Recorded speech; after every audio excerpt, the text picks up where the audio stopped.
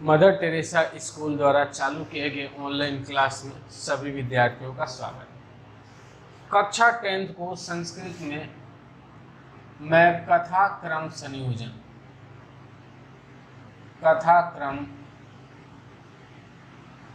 संयोजनम के बारे में बताया था पहले ही। आज आपको पहले ही बता देता हूँ कि ये चीज मैं दोबारा से रिपीट कर रहा हूँ। ये बात मैं आपको पहले भी करा चुका हूँ, बता चुका हूँ। ये दोबारा से कथाक्रम संयोजन के बारे में आपको बताने जा रहा हूँ आज। ठीक है, पहले ही सुन लो। ये चीजें आपको पहले भी कराई जा चुकी है, इनको मैं दोबारा से अब चालू कर रहा हूँ। एक बार दोबारा से पुनरावृत्ति करा रहा हूँ। कथाक्रम संयोजन, पहली बात, कथाक्रम संयोजन होता क्या है सबसे पहले, और कथाक्रम संयोजन हमारे पेपर में कितने नंबर के आते हैं। तो कथाक्रम संयोजन का प्रश्न हमारे पेपर में 3 नंबर के आते हैं, और कथाक्रम संयोजन में हमारे सामने कोई ना कोई कहानी पहले से ही लिखी हुई होगी, उसके 6 लाइनें लिखे हुए होंगे। अब उन 6 लाइनों का क्रम तोड़ करके हमारे पेपर में दिया हुआ रहता है। हमारा काम क्या करना होता है, उन 6 लाइनों के हिंदी अर्थ को ध्यान से समझे, उसके बाद उनको क्रम से लिखे। तो केवल जैसे दिया हुआ है उसमें कोई हमें हलंत, विसर्ग या विभक्ति का प्रयोग नहीं करना है। जैसे हमें पेपर में दिया हुआ है वैसे ही उन शब्दों को पढ़ करके, वाक्यों को पढ़ करके उनको क्रम से लिखना है। यही कहलाता है कथाक्रम संयोजन।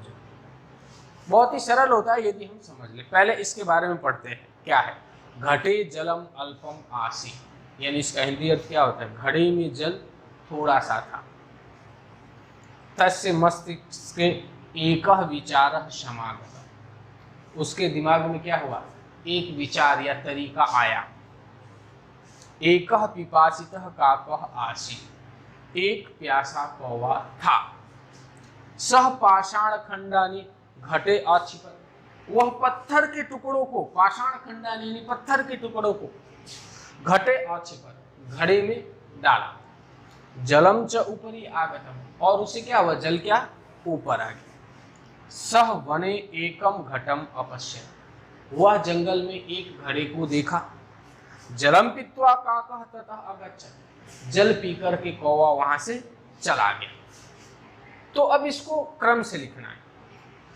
तो सबसे पहले नंबर पे ही आएगा, ध्यान से देखिए, एकः पिपासितः काकः आसी। यदि इसको क्रम से लिखेंगे यहां पे तो हो जाएगा एकः पिपासितः, एकः पिपासितः काकः आसी, काकः आसी, यानी क्या था, एक प्यासा कौवा था। एक प्यासा कौवा था। उसके बाद नंबर 2 पे आ जाएगा, सह बने एकम घटम अपश्यत्, सह वने एकम घटम अपश्यत्, यानी वह जंगल में क्या किया, एक घड़े को देखा। पहले तो क्या, एकः पिपासितः काकः आसी, एक प्यासा कौवा था। सह वने एकम घटम अपश्यत्, उसके बाद वो कौवा जंगल में क्या किया, एक घड़े को देखा। अब नंबर 3 पे कौन सी लाइन है, नंबर 3 पे ये, पहले एक प्यासा कौवा था, वो प्यासा कौवा क्या किया, एक घड़े को देखा। तीसरी बात क्या है, घटे जलम अल्पम आसी, घटे जलम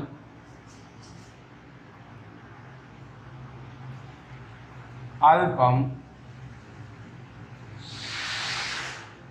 आसी। तीसरा, यानी घड़े में जल क्या था, थोड़ा सा था। घटे जलम अल्पम आसीत, यानी घड़े में जल थोड़ा सा था। पहले एक प्यासा कौवा था, फिर उस प्यासे कौवे ने जंगल में एक घड़े को देखा, तो उस घड़े में क्या देखा उसको? थोड़ा सा जल था। क्या था? थोड़ा सा जल था। अब चौथे नंबर पे कौन सी बात आई? तो चौथे नंबर पे आ जाए तस्य मस्तिष्के, यानी उसके दिमाग में जब उसने घड़ा देखा, प्यास लगी थी, जंगल में घड़ा देखा, अब उस घड़े में क्या देखा? थोड़ा सा पानी है। तो उसके बाद क्या हुआ? तस्य मस्तिष्के एक विचार समागत, तस्य मस्तिष्के, तस्य मस्तिष्के एक विचार समागत, तस्य मस्तिष्के एक विचार समागत, यानी उसके दिमाग में एक विचार आया। तस्य मस्तिष्के एक विचार समागत, यानी उसके दिमाग में एक विचार आया। अब कौन सा विचार आया? ये आया, शह पाषाण खंडानि घटे अक्षिपत, शह पाषाण खंडानि घटे अक्षिपत, यानी वह पत्थर के टुकड़ों को घड़े में क्या हुआ? डाला। जलम च ऊपरी आगतम, जलम च ऊपरी, यानी जल ऊपर, आगतम आ गया। वो पत्थर के टुकड़े को घड़े में डाला, उसे क्या हुआ? जल क्या हुआ? ऊपर आ गया। अब नंबर 6 पे लास्ट के लिए, जलम पीत्वा काकः तथा अगच्छत्, जल पी करके तो वहां से चला गया। तो लिख देते हैं, जलम पीत्वा काकः ततः